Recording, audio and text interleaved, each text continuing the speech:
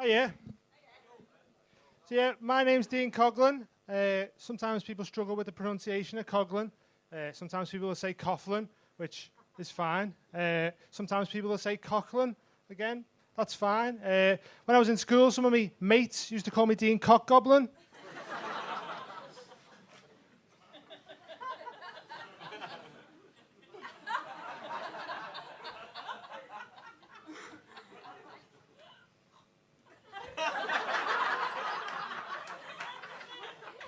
That's not fine, you know.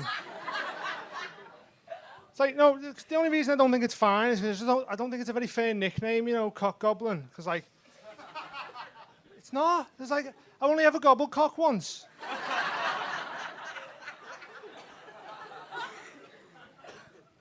And that vicar told me he wasn't going to tell anyone, so... lying old bastard.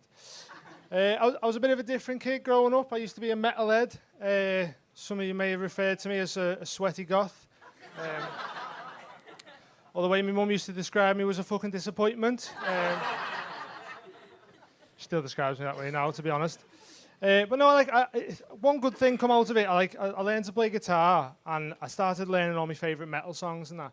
But when your family find out that you're learning like an instrument, all they ever ask you is like, give us a little tune. Oh, don't be shy, give us a little tune and that. And the problem with only learning metal songs is that you never learn any of the classics. You never learn any like the Wonderwalls or like the Sweet Carolines. And, songs that tend not to ruin parties. Like so when my family asked me to give them a little tune, and I hit them with an 8-minute acoustic version of a song by a band called Infant Annihilator. Apparently it's not what they were after. No, apparently it's disrespectful to play a song like that at your nan's funeral.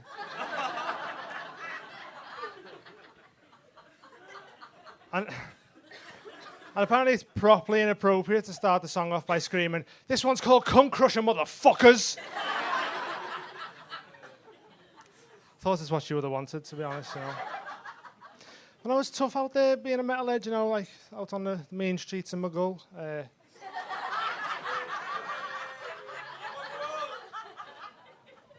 They used to bully me then. But no, like I used to dress differently to all the other kids. Like I had baggy jeans with the chains on them. I had a flame shirt and that, you know. Remember them? Black shirt, fire coming up from the bottom, yeah? Thought I looked fucking sick, you know. Felt like Lucifer himself, you know. Until some little tip pushed me in the canal to put me out.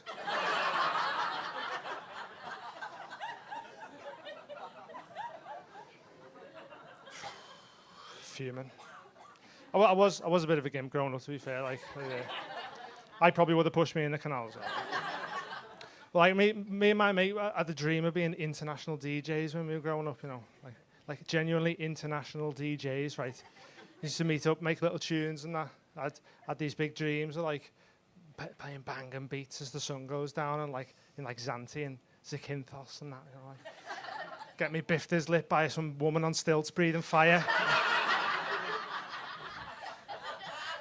Blagging to everyone, and I lit it off my shirt, like...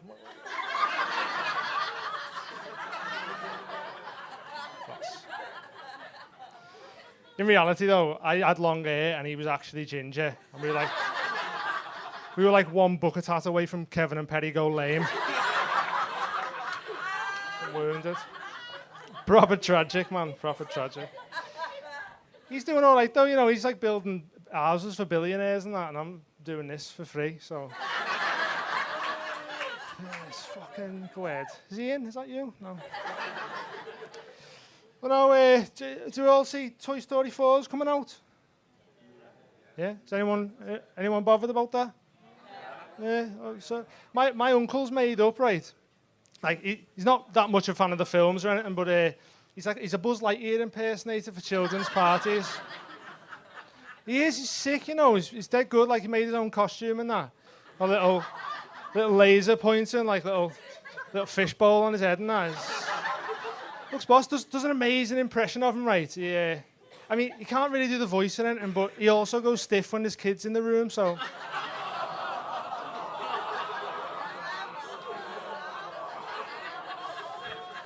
It's not me. It's My uncle? I said that. My uncle. Wasn't me. It's probably why he's not getting the work in, though, to be fair. No. Am I having sex education classes in school and that, yeah? I had 3 sex education classes growing up. The first one was in like a little local youth club, and they give us out little sachets of lube and that. I thought it was dead weird, like, but it was a fucking good weekend, though. It was all like that. The second one I had was at a local skate park, and some homeless fella showed me his cock.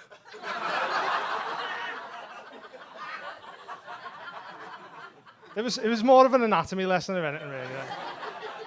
Like, why is it so brown? But the third one I had was in school, right? And you know, like they done that thing, you know, where they like practice putting condoms on cucumbers and that, bananas and that. And I always thought you could like gauge how much of a freak your teacher was by how well he could put the condom on.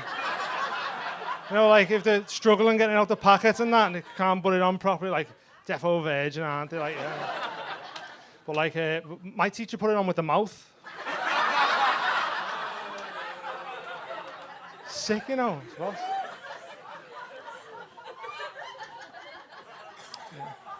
I mean, he had to take his teeth out to do it, like, but.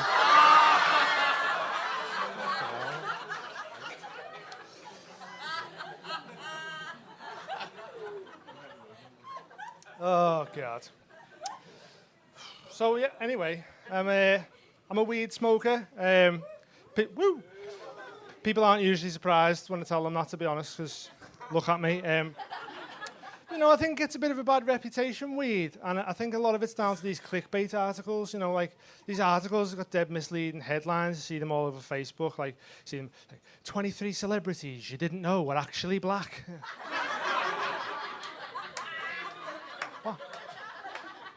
Wasn't wondering, but okay. And then, but then when you go on them, they're just like dead obvious, like Dwayne "The Rock" Johnson,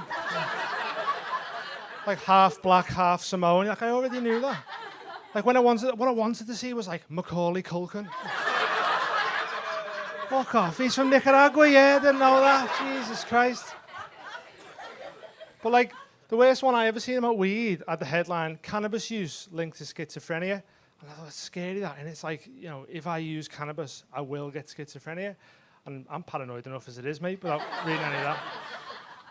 But I went on and I read the article, and what it actually said was, people who already have schizophrenia are more likely to start using cannabis. I thought, well, they've got multiple personalities going on in their heads, haven't they? Like, surely one of them wants to have a smoke. Like, even if it's just to get away from the others for a bit, you know, like just. You know, like if there's anyone in with schizophrenia and I've upset you there, and I said just have a word with yourself, will you?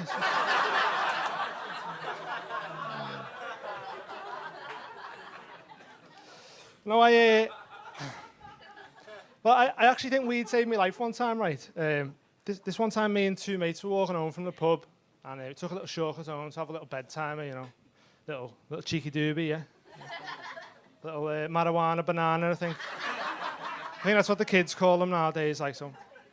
We were about halfway through this joint, right, and we heard like a whistle from over there and a whistle from over here. I didn't really think any of it at first, right, and then out of nowhere, these 5 lads come from 2 different directions, faces covered and everything. But at first, because of all the hair, I thought the bushes were attacking us, like. I was tripping balls, man, I was tripping. Right. One of them comes up to me, right, and he's got something under his jacket, and he goes, "Give me everything you've got now." And I was like, oh, shit, man. This guy's either got a knife or an erection. Either way, he's looking to stab something. I don't want any part of that. And he goes, "I'm not fucking messing, like, give me all your stuff now." And I was just looking at my mates like a dog that had just seen a magic trick for the first time.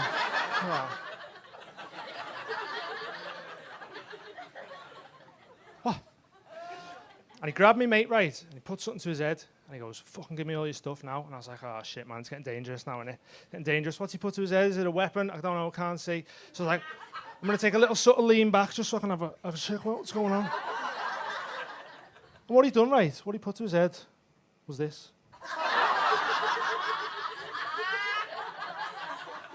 It was just his hand in the shape of a gun, right?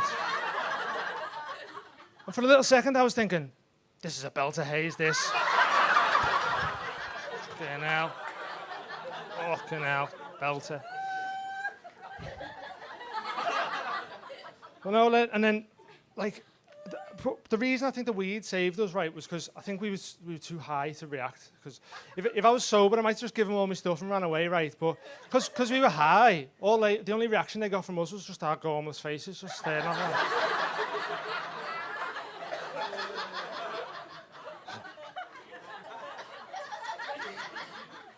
What? And then I think they got confused by that. So then they just stopped trying to mug us and just hung around for a bit, right? It was dead weird, right? And then one of my mates sat down on the bench because I think it was just all getting too much for him. And they all like huddled round him, right? And I was like, oh, something's going to kick off here, right? If anything kicks off, it's going to be now, right? So I was getting ready. I was like, what do I do? What do I do? One of them stood right in front of me. I was like, if anything happens here, I'm going to jump on this kid's back. I'm just going to strangle him, right? Like, I've watched the UFC, I've seen John Wick.